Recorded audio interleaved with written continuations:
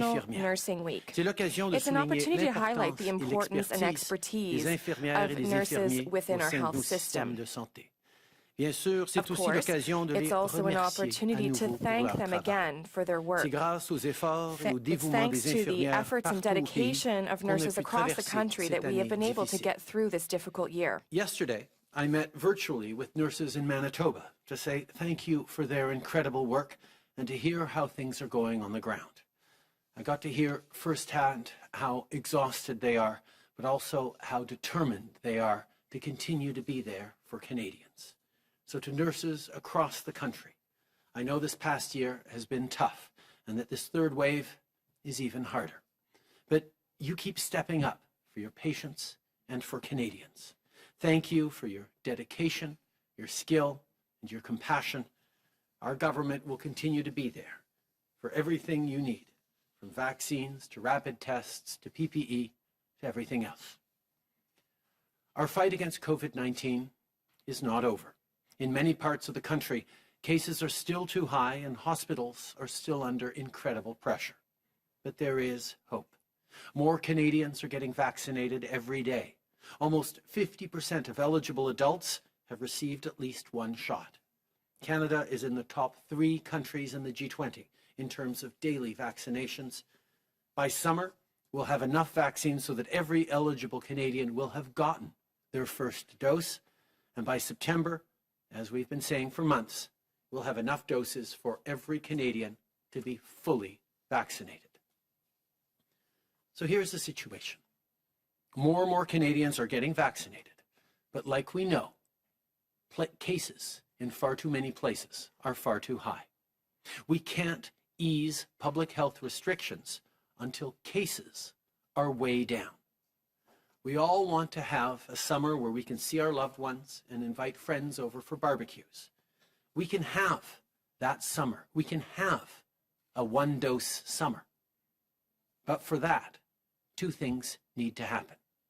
First, restrictions need to remain in place until cases go way down with more screening, testing, and contact tracing. We need to successfully limit community transmission. Second, as Dr. Tam said, at least 75% of Canadians need to have received their first shots. And we need to keep ramping up those second doses. If we can do this, then we can have a more normal, better summer. And a 1-dose summer sets us up for a 2-dose fall, when we'll be able to talk about going back to school, back to work, and back to more normality. That's what the coming months could look like. That's what I'm excited about. And that's up to all of us by remaining vigilant, following local public health guidelines to drive case numbers down, and getting vaccinated.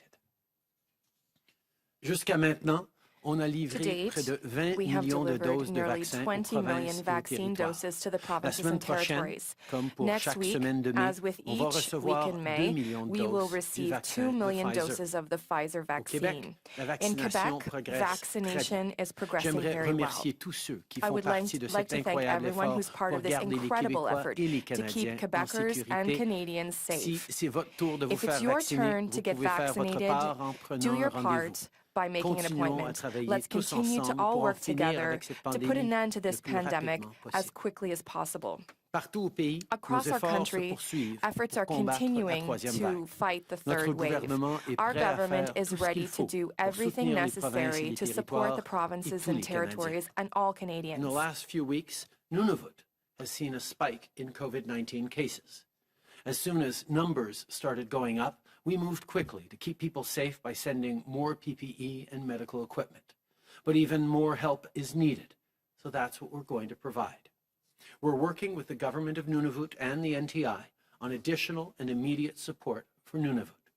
This funding will help with everything from food security to communities with active cases to providing better IT equipment for students who need to do remote learning to additional health supports to protect people. Our government's priority is to keep you safe no matter where you live. And that's exactly what we're going to continue to do. Comme je l'ai dit la semaine dernière, As I on said last continue week, aussi we are d'aider also les autres continuing pays to help durement other touchés par countries cette that have been crise. severely Ce affected by matin, this je peux crisis. confirmer This qu'un morning, deuxième I avion can des forces confirm that armées a second canadiennes a aircraft pris from the la Canadian Armed direction de Forces l'Inde departed avec for des India ventilateurs with médicaux medical que nous avions ventilators, en surplus which we have a pour surplus aider à of, soutenir leurs to help hôpitaux dans la support lutte their contre le hospitals in the virus. fight against the On le virus. sait.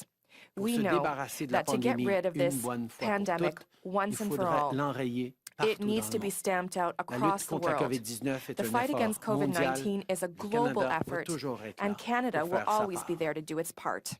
Ending this pandemic is job one. But as we come into what's hopefully the final stretch of this crisis, we also have to look to building a strong recovery for every Canadian and every community.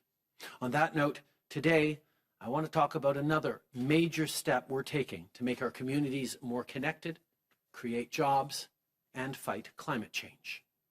We've reached a historic agreement on public transit in the Greater Toronto and Hamilton area. If you live in the GTHA, even if you're working from home right now, I don't have to tell you what traffic's like. After a busy day at work, you want to spend time with your family, not hours commuting. Not only that, but heavy traffic also causes a lot of pollution. That's why we're working with Ontario to make improvements to public transit that people in the GTHA can count on.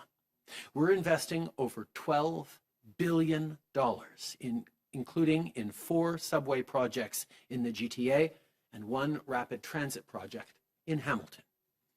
To begin with, we're investing in the Ontario Line project, which will bring rapid transit from Exhibition Place through downtown to the Ontario Science Centre. Anyone in Toronto can tell you that the subway is way too busy. Sometimes in rush hour, people have to wait for 2 or 3 trains to go by before they can even get on. This major investment will not only help deal with that, but also create thousands of good jobs and get gridlock traffic off the roads. The second project for the GTA is the Eglinton Crosstown West Extension. This will create a continuous rapid transit line along Eglinton Avenue between Scarborough and Mississauga, a part of the city that needs better crosstown service. Again, this will create jobs, lighten traffic, and keep air in the GTA cleaner. The third and fourth transit projects we're investing in for the GTA are the Yonge Street North Subway Extension and the Scarborough Subway Extension. On Yonge Street North, we're extending Line 1 north to Vaughan, Markham, and Richmond Hill. If you live in the north of the city, this means cutting down your commute by almost a half an hour. For people in Scarborough who don't currently have good transit options, this investment will mean 3 more stops along Line 2. That's what this investment means for the GTA. Here's what it means for Hamilton. We're going to provide major support for rapid transit in Hamilton for a line that will go from McMaster University in the west through downtown all the way to Eastgate Centennial Park in Stoney Creek. Just like the transit projects in Toronto, this will support jobs, make people's commutes better, and cut down on pollution. This $12 billion in funding means people will get where they need to go faster, all with tens of thousands fewer cars on the road daily. In addition, part of this funding will go toward buying zero-emission streetcars for the TTC. Not only will these new streetcars help Toronto's air cleaner, this deal will also help protect good middle-class jobs at the Alstom automotive plant in Thunder Bay. Cette commande de voitures de tramway pour le transport collectif de Toronto va aussi aider à soutenir les travailleurs de l'usine d'Alstom à la Pocatière. Alstom Le and Canada est un chef de file Canada dans is le a domaine world leader manufacturier du in the public transport transit collectif, que manufacturing ce soit pour sector, les autobus whether it's for zero-emission zéro-émission ou les buses voitures de métro ou or de train subway léger. or light rail cars. On va continuer We will d'encourager continue cette to industrie encourage this ici industry au in our pays. country. Minister McKenna will share more details about these investments later today and throughout the week. The federal government always listens to Canadians, which is why we pushed hard for key conditions in the funding agreement to improve the outcomes from the projects, including community and environmental benefits, affordable housing, and more citizen engagement. But the bottom line is this. Rapid transit shortens commutes, which gives parents more time with their kids and ensures kids will inherit a cleaner future. Public transit is at the heart of a strong recovery and a growing middle class. It's also part of our plan to reach net zero by 2050.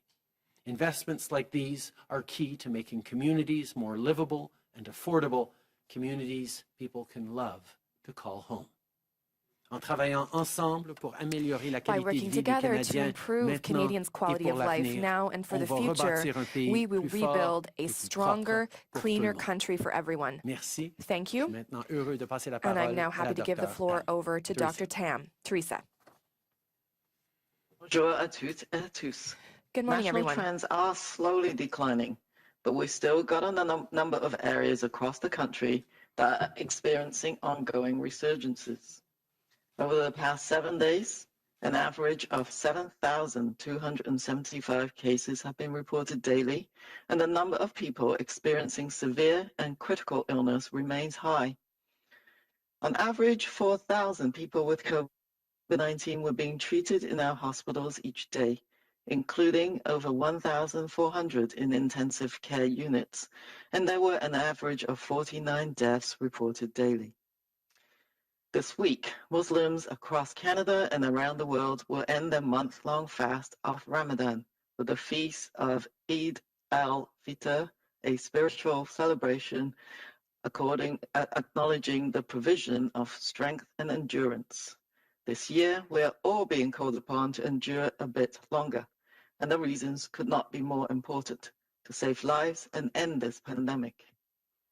Also, this week through Sunday is National Nursing Week, when we acknowledge the unrelenting dedication, expertise, and vital role of Canada's nurses across the expanse of health and public health. We're all aware of the skilled and caring touch that nurses provide, whether it's administering vaccines to keep us well or caring for us from illness through recovery. But nurses are also working behind the scenes, contributing to the safeguarding and advancement of our health and wellness, from research and scientific studies to writing essential practice guidelines for health professionals. They have also been instrumental to the public health response to COVID-19 through contact tracing, screening at quarantine sites, and so much more. For the innumerable ways they work to keep us safe and healthy, we are grateful. And considering the ongoing and difficult period that our healthcare workforce is working through, and the unrelenting pressure that this third wave is placing across the health system, there are hardly the words to thank them enough. The end of a challenge can feel like the greatest test of our endurance, but in fact, this is a powerful moment for us to show collective strength. The deepest gratitude we can show those who have helped us this far through this long and difficult crisis is to keep following their advice as vaccines continue to roll out and have more impact. For now, we need to remain cautious and do everything that we can to protect ourselves and our communities, ease the pressure on the system, and help bring an end to this pandemic. This includes making an appointment to see your friendly neighborhood nurse and rolling up your sleeve for the COVID-19 vaccine as soon as you are able. Thank you.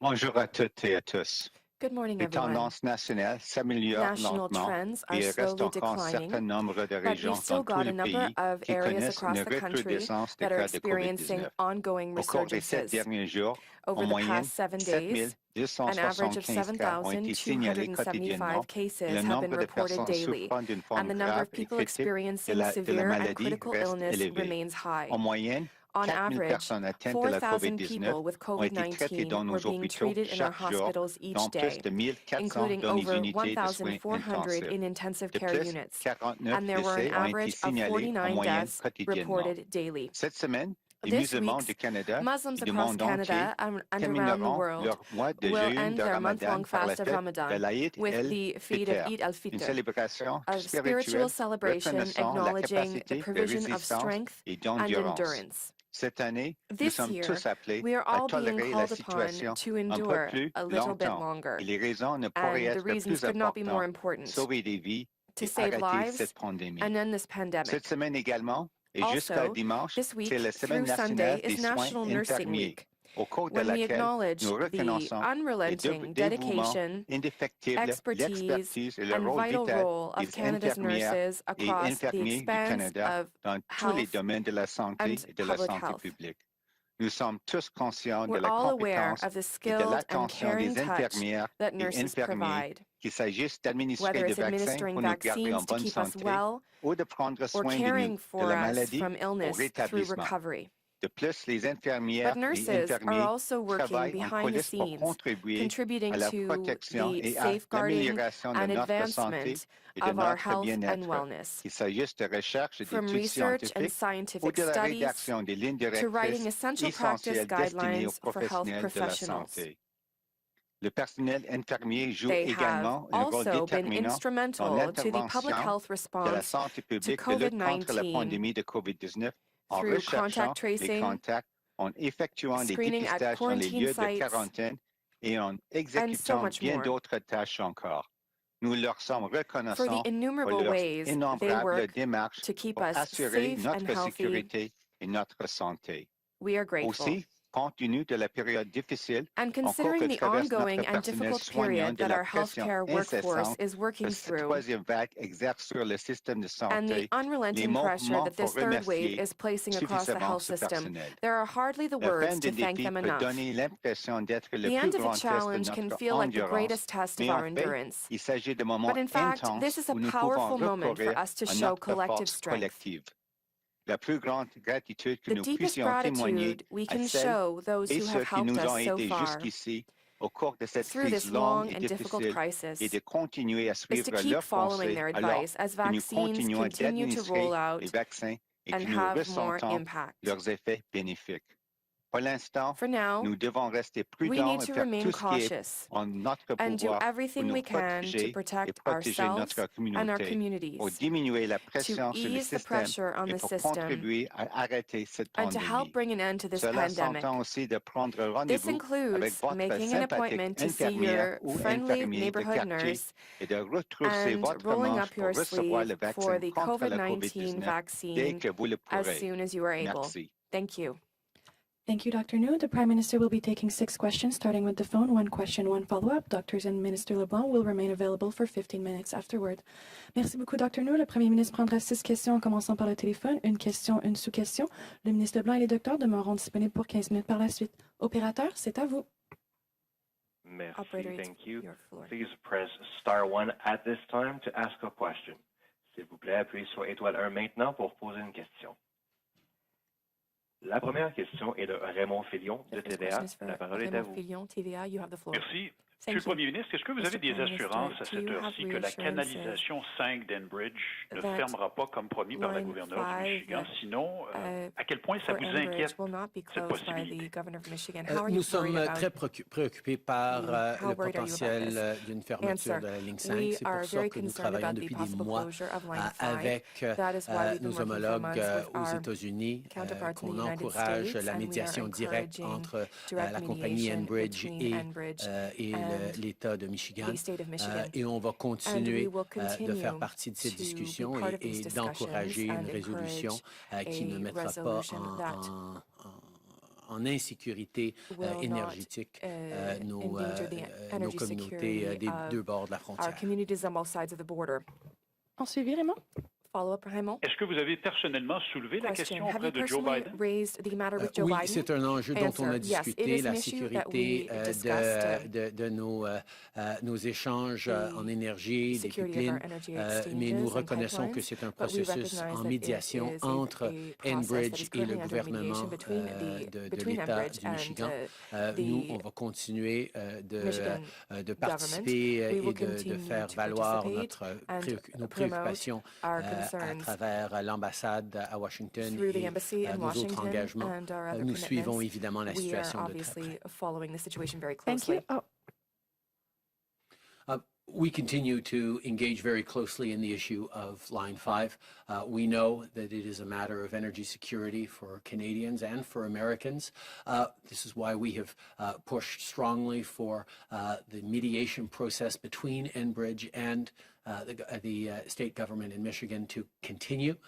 We will continue to weigh in through our embassy in Washington and with our partners, because we know that the energy cooperation and partnership between Canada and the U.S. is good for citizens on both sides of our border. Thank you, Prime Minister. Operator, next question on the phone. Merci, thank you. The next question is from Ryan Tumulty of the National Post. Please go ahead. Yeah, good morning, sir. I wanted to ask you about the AstraZeneca vaccine. There are more and more experts coming out and suggesting that it might not be a good fit for Canada's vaccine rollout, and that with our supplies of mRNA vaccines, we should back away from it. Do you still think it's going to be a significant part of our vaccine rollout? One of the things we knew from the very beginning, Ryan, was the best approach on vaccination, particularly when we were talking about last summer when we didn't know which vaccines would land, which ones would be most effective, who would develop them, was to ensure a diversified portfolio. And that's why we have so many different types of vaccines available around the world, but also to Canadians. But every single vaccine that is delivered in Canada has been determined to be safe and effective by Health Canada. What we are encouraging Canadians to do is to get vaccinated as quickly as possible. Sign up for that first dose and take whatever vaccine is offered to you. Now, we know that we are receiving far more mRNA vaccines than we are of the AstraZeneca and Johnson & Johnson for now, but we will continue to monitor, and quite frankly, provinces will continue to make determinations about the exact details of their vaccine rollouts. From the federal government's perspective, our job is to make sure that we get the largest number of safe vaccines into Canada as quickly as possible, which we're certainly on track with close to 50 million vaccine doses that will have arrived in Canada by the end of June, and enough vaccines for everyone to be fully vaccinated by September. Nous avions reconnu que c'était très important d'avoir un portfolio diversifié en termes de vaccination et de vaccins potentiels. C'est pour ça qu'on a signé des accords et on est en train de recevoir beaucoup de différents types de vaccins. Mais je peux rassurer les Canadiens que chaque vaccin qu'on administre au Canada a été jugé sécuritaire et efficace par Santé Canada. La santé et la sécurité des Canadiens est toujours la chose la plus importante. Et c'est pour ça qu'on encourage les gens de se faire vacciner le plus rapidement possible pour qu'on puisse passer à travers cette pandémie.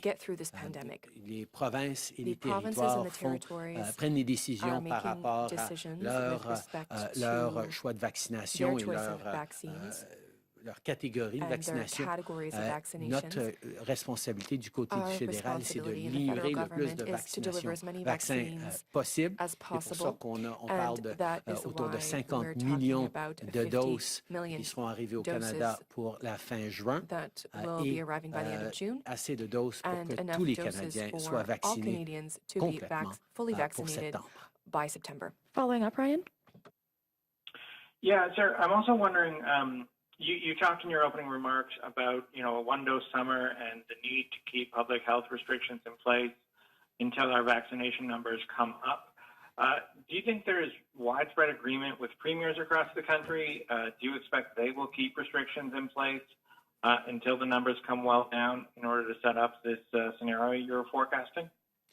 Well, I think people are eager to see what a better summer could look like, and a summer in which the vast majority of Canadians have received one dose with caseloads down across the country will allow us to gather and have barbecues with friends. We'll still have to be careful in a lot of different ways, but it will be a slightly better summer. That's why we're talking about a one-dose summer. But what we also know from previous waves is it's really important to get public health measures right and drive cases down. Vaccinations alone, one dose alone, won't allow us to have a good summer. We have to get those case numbers down. We need to crush COVID right across the country, and we need to get vaccination rates up over 75%. of one dose. I know we can do that. We have enough vaccines, and Canadians have demonstrated a capacity to get those community transmission cases down. We just need to do those two things over the coming weeks so that as we get into summer, we'll be able to have a better situation. Thank you. Operator, dernière question au téléphone. Last question over the phone. Merci. La question suivante est de Hélène Buzetti, l'Écope de l'information. La parole est à vous. Oui, bonjour, Monsieur Trudeau. J'aimerais revenir sur cette question de la preuve vaccinale pour accéder, par exemple, à une terrasse d'un café, un restaurant ou un cinéma.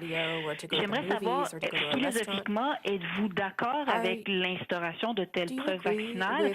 Vous avez dit dans le passé que vous pouviez envisager des problèmes éthiques. Pouvez-vous être donner plus de détails sur quels sont les problèmes que vous envisagez? Merci, Hélène.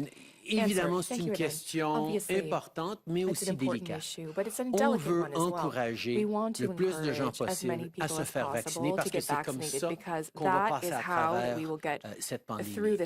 On a vu dans d'autres pays qu'à un certain niveau, les gens commencent à atteindre un plateau au niveau de vaccination dans la population qui est encore trop bas pour pouvoir vraiment être en sécurité. On a besoin d'avoir plus que 75% des citoyens vaccinés avec une première dose et qu'on continue avec les deuxièmes doses pour avoir un été à une dose.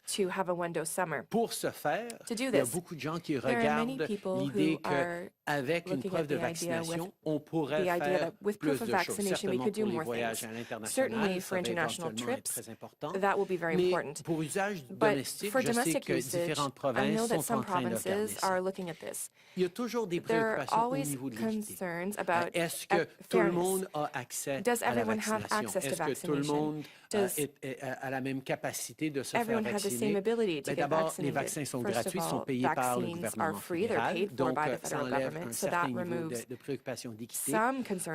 Mais aussi, on voit certaines communautés ou certaines cultures sont un peu plus réticents à se faire vacciner. On veut trouver le bon équilibre. On veut encourager tout le monde, autant que possible, de se faire vacciner et d'avoir des récompenses ou plus de liberté si on se fait vacciner. Ça pourra en faire partie.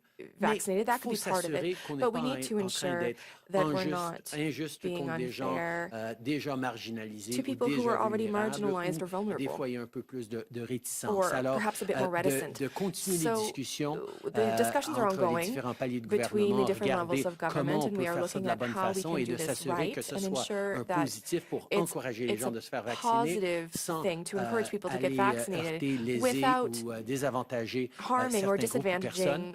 C'est la préoccupation que nous avons tous. Et je vous entends très bien, merci. Mais sur la question philosophique, par exemple, de cette idée d'avoir, dans le fond, décliner une information médicale à propos de soi, décliner son identité à des commerçants, sur cette question-là de la vie privée, certains parlent de Big Brother, qu'est-ce que vous en pensez? On sait que pour qu'on puisse passer à travers cette pandémie, il faut se faire vacciner. Il va falloir que la grande majorité des Canadiens se fassent vacciner. Et ce n'est pas juste une question de se protéger soi-même, c'est une question d'atteindre le seuil qui protège toute la société et toute la communauté. Donc, je comprends que non, on ne voudrait pas partager des informations privées sur la santé de quelqu'un, mais cette preuve de vaccination, cette information que quelqu'un ait eu le vaccin ou non, je pense que c'est parce que ça a tellement une implication pour le public, si on atteint ce seuil de 75-80%, je pense que c'est une information qu'on devrait pouvoir partager, mais en faisant attention, dans la mesure du possible, de ne pas souligner la situation médicale de gens qui ne peuvent pas se faire vacciner parce qu'ils sont compromis ou d'autres choses. De créer une façon où on n'est pas en train de trop faire pour brimer la vie privée, mais d'être vacciné, c'est un bien public, c'est quelque chose qui est important pour tout le monde. Something that's Je pense important qu'on for devrait everyone, pouvoir and I think partager that we ça. should be able to share that Mais comme j'ai dit information. But encore, as I des said, conversations et again, des réflexions the à faire là-dessus, qui conversations sont are informés par des ongoing, experts and qui they are se penchent de différents we are côtés. being experts who weigh in on both sides of the I think it's really argument. important to encourage Canadians to get vaccinated. We know we're not going to get through this pandemic until enough people get vaccinated. 75%, 80%, even more get first dose and second dose. So anything we can do to encourage people to get vaccinated is going to be important, and that's where the idea of proof of vaccination for different services or better access is something to look at, particularly because vaccines are free. They're paid for by the federal government. There is going to be enough vaccines for everyone in the population. We just have to reflect upon certain communities or vulnerable Canadians who might still have more difficulty accessing vaccines or might have resistance to vaccinations because of cultural or other realities that we have to be thoughtful about as we move forward. And then when it comes to the privacy aspects of proof of vaccinations, vaccinations aren't just about protecting the individual. They're about protecting all of society, and particularly vulnerable individuals who, for medical reasons, can't actually get vaccinated. So it matters to know that Canadians are getting vaccinated. And I think we should be able to walk the path between respecting someone's privacy, but also understanding that whether or not someone's vaccinated is something that we should be able to make use of to both encourage people to get vaccinated and keep all Canadians safe. Thank you. We'll now take questions in the room. Conda? Good morning, Prime Minister. Tonda McCharles with the Toronto Star. Can I go back to what your remarks about one-dose summer, two-dose fall? We've had national guidance on masking. We've had national guidance on immunization. And I'd like to understand what you think, or if you even think there's a need for a national reopening plan that uses some of these markers. I mean, are you contemplating giving guidance to the provinces on case counts per 100 or whatever, like the case may be? I don't hear that kind of specificity. And already Saskatchewan is kind of ditching the 75% first dose. They're saying 70 is good enough. I think it's really important that Canadians understand that we could have a much better summer if two things happen. If the case counts get under control across the country, if we're able to crush COVID and keep those case counts really low with adequate measures around screening and contact tracing and isolating whenever there are pop-ups or outbreaks that will happen from time to time. We need to get cases down, and we've seen from waves in the past the problems that happens if restrictions are opened too early. It just leads to a greater next wave. So the first thing we need to do to make sure we're getting into a one-dose summer where people can be a little freer and have a little bit more normal summer with friends around the barbecue is case numbers need to be down right across the country. And local public health officials will make determinations about what under control and what case counts are. It could vary a little bit, but the cases need to be down. Secondly, Canadians have to get that one dose. Canadians have to get vaccinated to over 75%. And if we have those two things, if case numbers are down and if over 75% of people get vaccinated, we can have a summer that'll be much better for everyone. And that's sort of on all of us. Different orders of government. The federal government needs to make sure, as we are, that we have enough vaccines for everyone to get one dose before the end of June, which we will, and that second dose continues to increase in terms of being delivered. That provinces keep the restrictions necessary in place until they get the new cases totally under control and are able to handle and respond to any little outbreaks that we know will happen. And third, Canadians need to get vaccinated. We have more and more vaccines coming in. We're going to be able to have enough doses so that we can have that one-dose summer, which will set us up for a two-dose fall, which will be much, much better. But everyone needs to do their part. get the case numbers down and keep them down and get vaccinated. That's how we get through this. Next question. Hi, Prime Minister. Stephanie Taylor with the Canadian Press.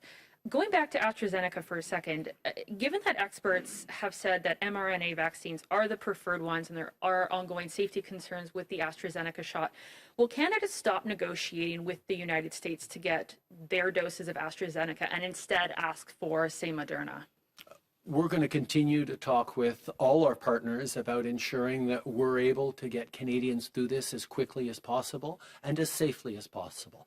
We will continue to work with the United States, with other countries around the world to ensure that we get enough doses to get Canadians vaccinated with one dose before the summer and that second dose through the summer so that we can have a much better fall. But on the safety concerns, I'm happy to turn to Dr. Tam to speak to that. Thank you for the question. And I think that, as the Prime Minister said, it's really important to increase vaccine uptake because it's going to play a really important role in helping us control the pandemic and reduce the risk of resurgence. I think he provided a really important point in terms of getting the cases down at very low levels so that we can, provinces can actually test, trace, isolate, and put out these more targeted approaches so they're not going back into the fall with the more restrictive measures. That's the sort of vision going forwards. And in terms of, AstraZeneca, I think what I would say is, first of all, remind everyone that anyone who got the AstraZeneca vaccine did the right thing in protecting yourself and those you love and those around you. Of course, we have to take any reports of serious side effects, however rare, very carefully. So that's what is being done. And so that Canadians can have the appropriate information to make informed choices, and the provinces can design their programs. But what I would say is that, right now, the National Advisory Committee on Immunizations recommending 2 doses using the same vaccine. So we will make sure that those who got the AstraZeneca vaccine, the first dose, can be provided with a second dose. At the same time, we're following the evolving science, including the studies from the United Kingdom, to provide the most up-to-date advice on whether a mixed-dose schedule is the appropriate way to go. And that would offer a choice, essentially, for those who have received AstraZeneca for the first dose. And so I think the bottom line is we take any reports of serious adverse events very seriously, and that is being taken into account as we design our programs going forward. Next question. Bonjour, M. Trudeau, Louis Blouin de Radio-Canada. Je veux revenir sur la ligne 5. Si la médiation échoue entre Enbridge et le Michigan, le Canada va-t-il invoquer le traité de 1977 entre le Canada et les États-Unis qui limite les actions unilatérales lorsqu'il est question de transport de ressources, de pipeline? Est-ce que vous allez utiliser cette option-là? Nous reconnaissons à quel point on est interdépendant, interconnecté avec les États-Unis en matière d'énergie. Et c'est pourquoi nous sommes en train de travailler de façon extrêmement étroite avec les Américains sur cet enjeu. Je sais que le ministre des Ressources naturelles, le ministre Regan, va avoir une annonce qu'il va faire très bientôt pour parler de notre positionnement là-dessus et nos préoccupations avec la situation. Nous allons toujours faire ce qui est nécessaire pour protéger les intérêts des Canadiens, pour défendre la sécurité énergétique des Canadiens. On va avoir plus à dire dans quelques heures.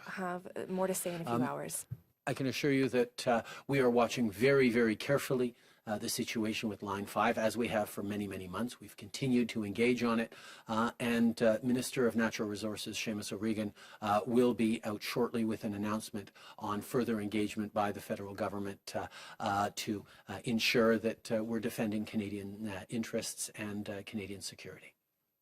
Glenn McGregor, CTV News.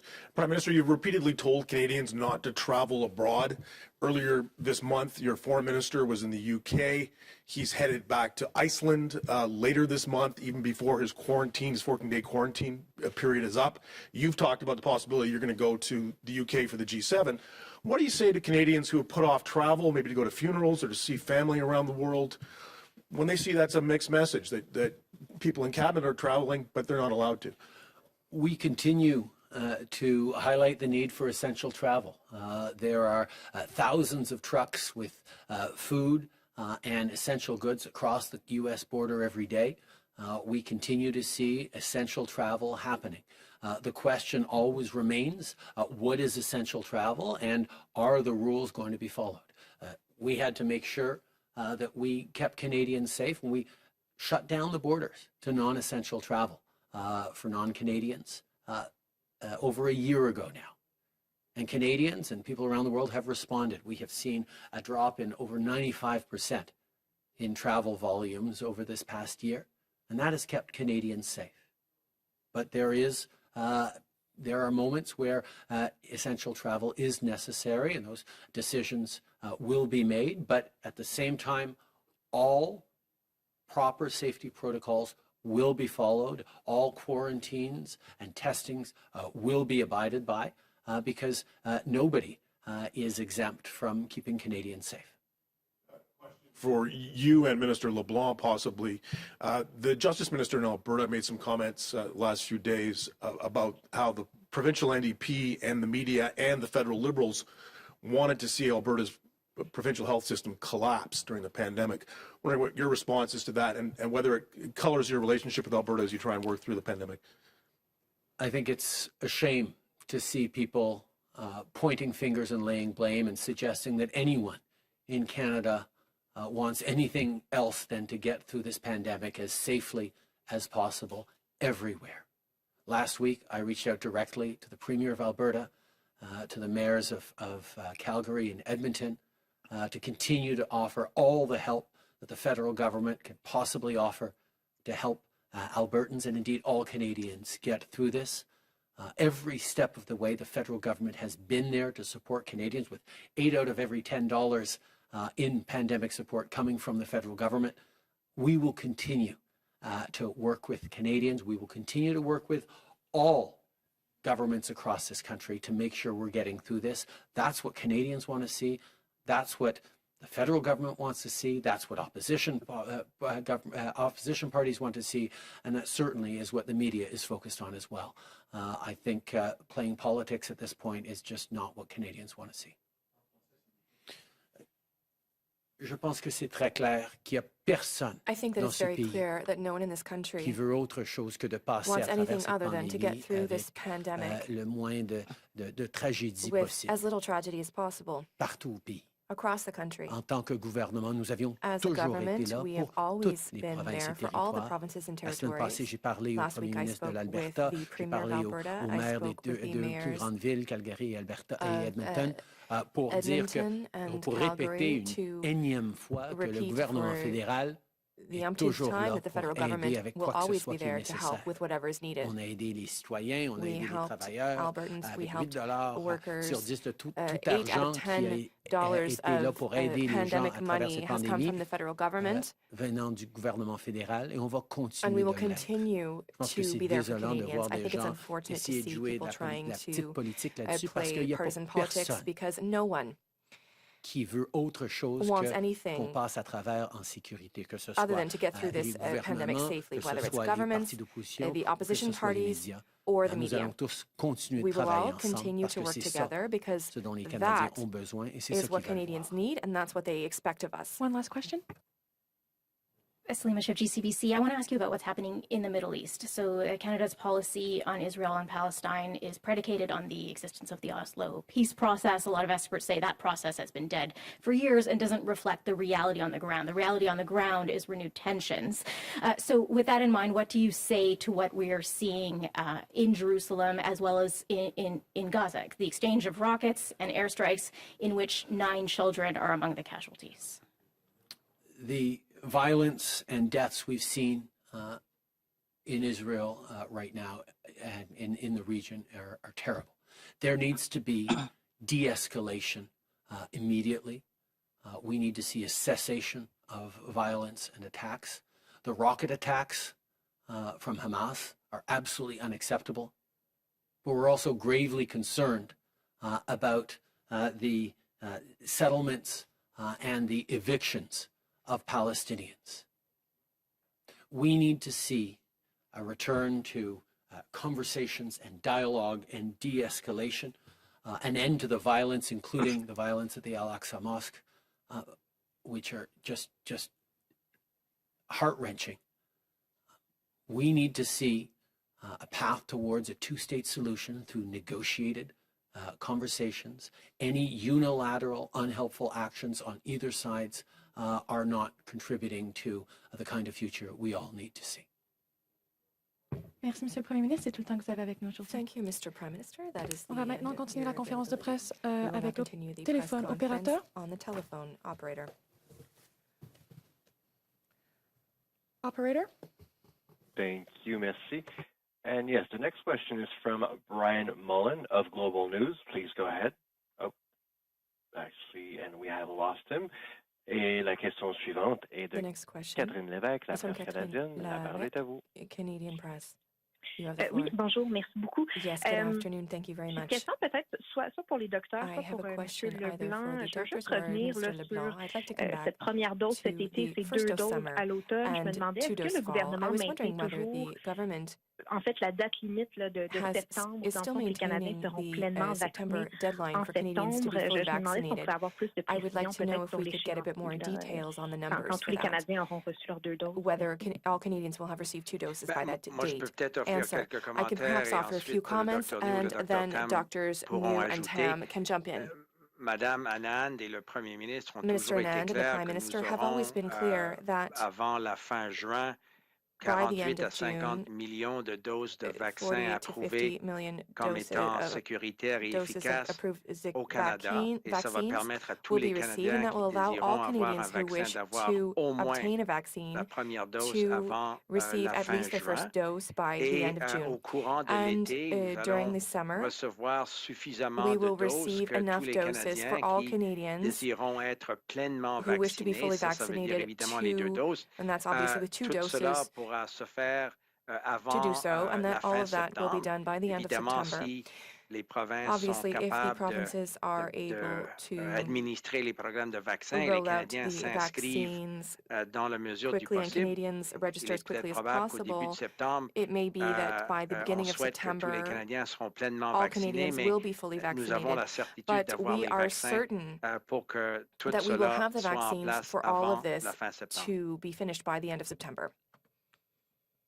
Merci, c'est Dr. New. Il n'y a Thank pas you. This is beaucoup plus à Dr. New. ajouter There's à not ce much else que to le add ministre to Leblanc a what déjà Mr. constaté. Leblanc already On noted. continue à travailler We are étroitement avec continuing nos to work homologues des provinces closely et with our territoires. C'est counterparts sûr, in the provinces avec and territories l'horaire, l'approvisionnement, la livraison des with vaccins the ici au delivery of Canada, vaccines here in Canada. c'est un peu de plus stable et aussi on We attend are more avec stable and impatience we are impatiently des autres awaiting doses qui arrivent the au other pays. doses Donc, arriving in the c'est country. vraiment It's une question pour les provinces et really a matter territoires for the parce qu'ils provinces and continuent avec territories leur for they planification avec continuing les their vaccins qui arrivent dans leur planning juridiction with the pour vaccines planifier à arriving in their offrir les jurisdictions, vaccins and à tous they are les planning citoyens to dans offer leur province et territoire. Donc, je pense que vaccines to all pour of nous their autres, si on inhabitants. parle de la For us, if perspective we're de la talking santé about publique, the public health c'est perspective, une chose it's d'offrir le one thing vaccin, to les offer the vaccins, mais c'est vaccine, aussi but quelque chose it's à also suivre something comme to l'acceptation des vaccins parce qu'on sait vaccine acceptance, ici au because we Canada, know that here in Canada, avec les sondages, c'est with vraiment the encourageant que polling, la it's plupart des encouraging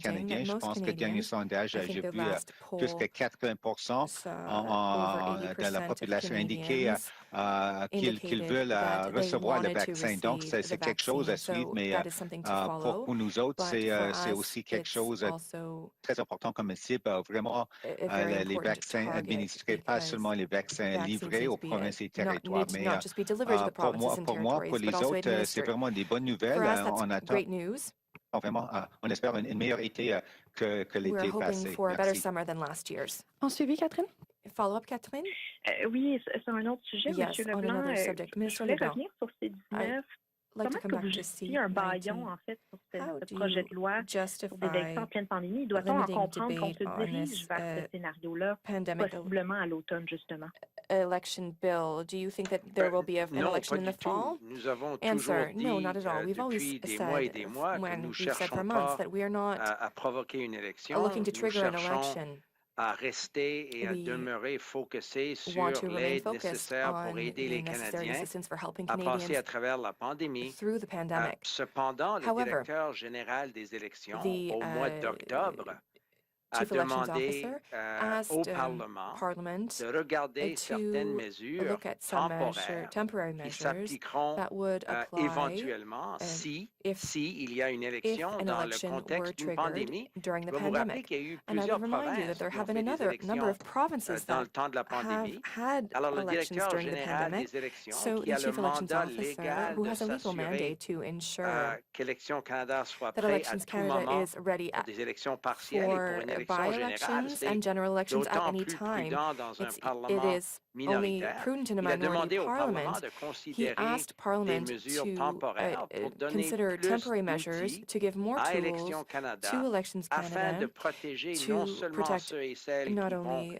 aller those voter, who are mais going to les vote, but 250 also 000 the personnes qui travaillent 250,000 à administrer les people élections who dans help tous les coins du administer pays. the Alors, elections nous all across the pensons que les country. conservateurs n'ont So évidemment aucune we intention de think laisser that the le débat Conservatives conclure.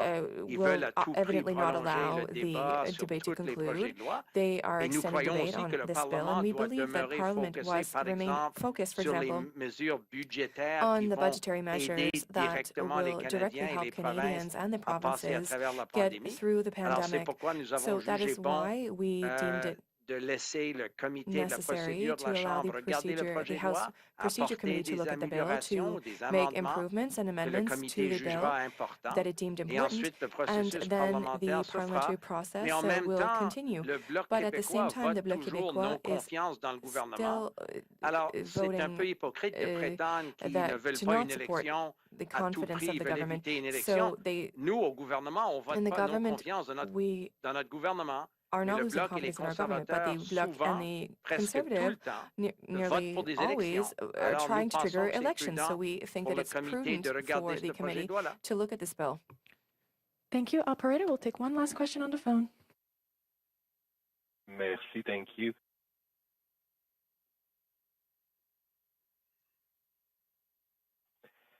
The next question is from Eureka Walsh of the Globe and Mail. Please go ahead. Your line is open. Good afternoon. My question, I think, is for Minister LeBlanc.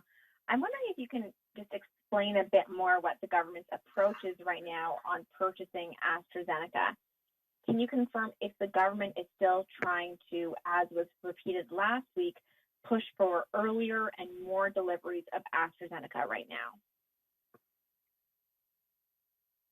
So our government has, from the very beginning, once Health Canada approved vaccines as being safe and effective for Canadians, obviously we've done everything possible to get as many of those vaccine doses into Canada as quickly as possible. We are happy that Canadians were impatient to receive the vaccines, that provinces have done a great job in preparing vaccine rollout plans. So we continue to work with all of our suppliers with whom we have contracts to bring as many doses of vaccines that are safe and approved for Canadians to Canada as quickly as possible. With respect to AstraZeneca, we expect 665,000 additional doses of AstraZeneca to arrive in the coming weeks. And there's also another 1 million doses we have under contract with the company that we expect to arrive in Canada in the month of June. So our policy of accelerating as many doses as possible, as quickly as possible, and be able to deliver them to provinces and territories, our priority has not changed. Following up, Marika? Thank you. Yeah. So can you explain to Canadians, as we see provinces reconsidering the use of AstraZeneca and Alberta being the first one to say it won't book first shot appointments for AstraZeneca, why are you still pushing for more AstraZeneca at this time? Well, because as the Prime Minister stated a few minutes ago, the best way to ensure that all Canadians who want to get vaccinated can get vaccinated as quickly as possible is to have a diverse supply of vaccines from different parts of the world. 7 different companies have signed agreements with our government. So we'll continue to pursue that very basic strategy of having a diversified portfolio of vaccines with hundreds of millions of doses under contract to come to Canada. I'll also note that my colleague, the Minister of Procurement, discussed arrangements that have been made for vaccines in 2022, 23, potential booster shots. So that work is ongoing and will continue, but we have a contract to receive AstraZeneca vaccines, and provincial health authorities will decide the way that they, in their judgment, see those vaccines best administered to their populations. But it would be irresponsible for Canada not to pursue the 665,000 doses of AstraZeneca that we expect to get in the coming weeks, and the 1 million additional doses that we'll get in the month of June. And those vaccines will be distributed to provincial authorities to be administered to the populations that they decide in their best judgment should receive those vaccines. Thank you, Minister LeBlanc. You'll now finish in the room. Good morning, Tonda McCharles, Toronto Star. I think this question is for Dr. Tam. Dr. Tam, I wonder if you can tell me, is it the view of the Public Health Agency of Canada that a national reopening plan that provides national guidance on reopening benchmarks is not needed, and that the government ought to defer to the provinces on all the benchmarks in terms of reopening? Thank you for the question. And at the Special Advisory Committee with the other Chief Medical Officers of Health, it's pretty clear, I think, the kind of indicators that are needed to be tracked in order to do safe reopening. And as you can imagine, those indicators helps us track that we've got the third wave, for example, under control in terms of cases, the rates, the reproduction numbers, the hospital capacity, the public health capacity to test, trace, and isolate. Those are not new. They are indicators that we all think are important to track as people are looking at reopening, and do it slowly and gradually, because if not, and a resurgence can happen, especially the vaccine coverage isn't high at the moment. So I think, as the Prime Minister said, those kind of indicators are important. And every province, of course, have a very different context. And they need to take into account and track all of those parameters as they move along. I hope slowly, deliberately, and carefully, because this is, I hope, our final challenge. If we can keep on suppressing the cases and get the vaccines up, we will have a year that looks considerably better moving ahead. But that's both important. I think the other message is really not to just rely on the vaccine uptake number. Those cases have to come down as the vaccine doses are going up. But the vaccine indicator is important to track.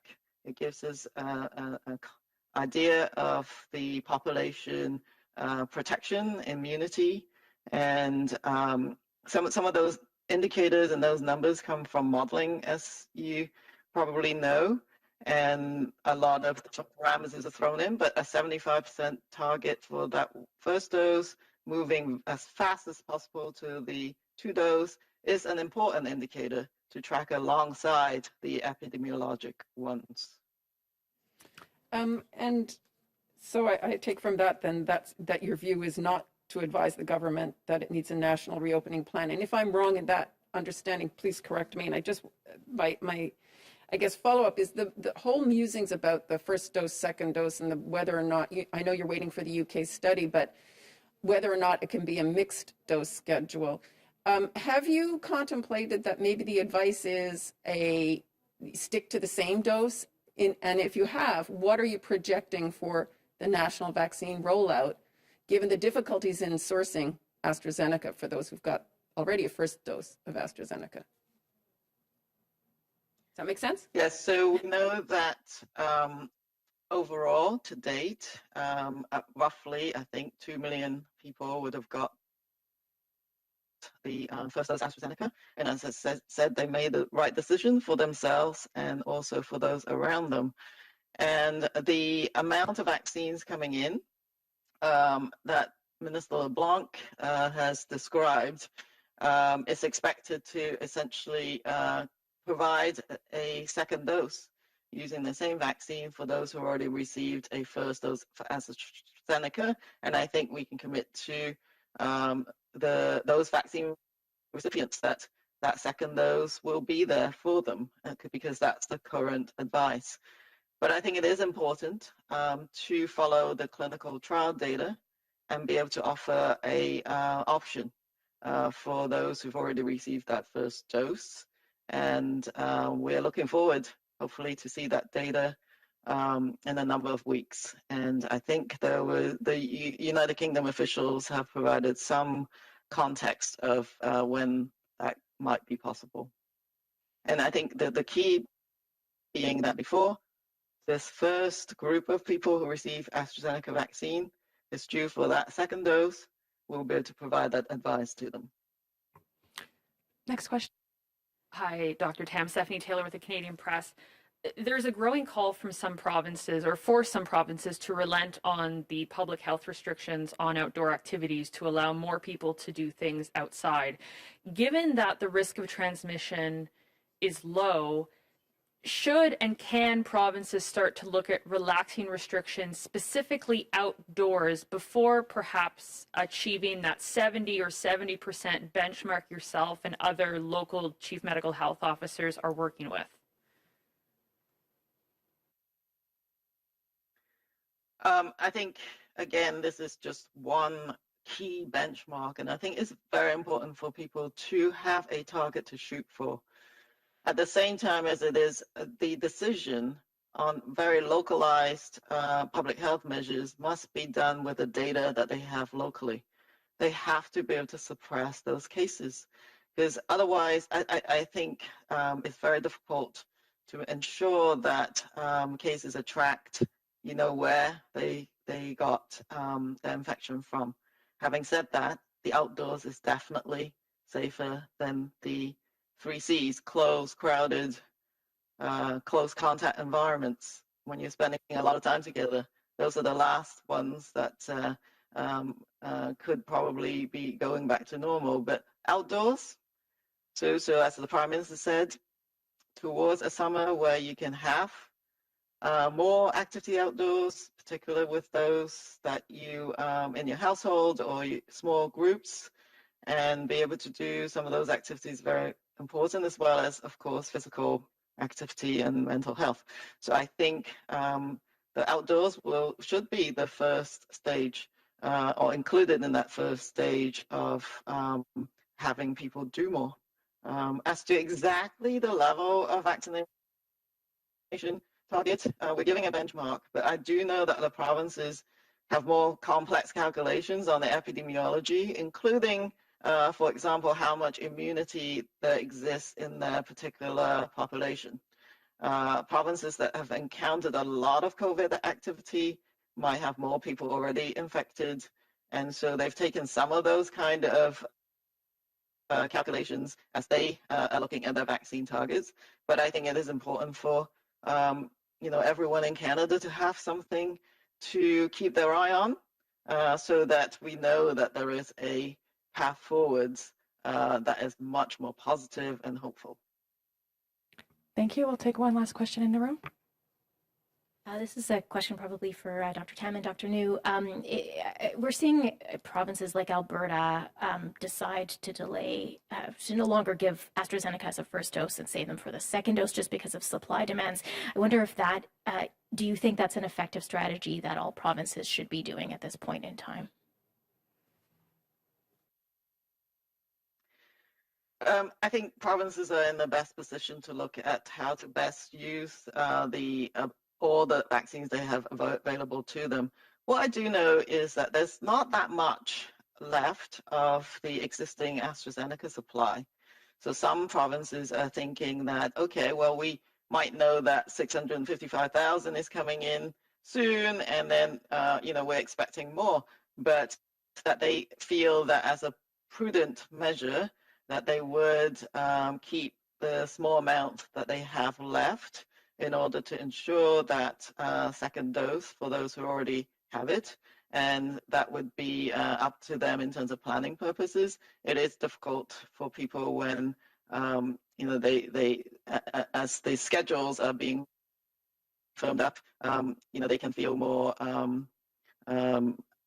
confident about how they plan those vaccine rollouts. But I think it is different between jurisdictions because some actually doesn't have any AstraZeneca left and are waiting for the expected the next 2 deliveries.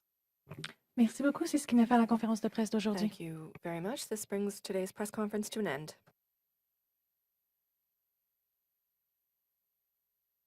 Conference is now ended.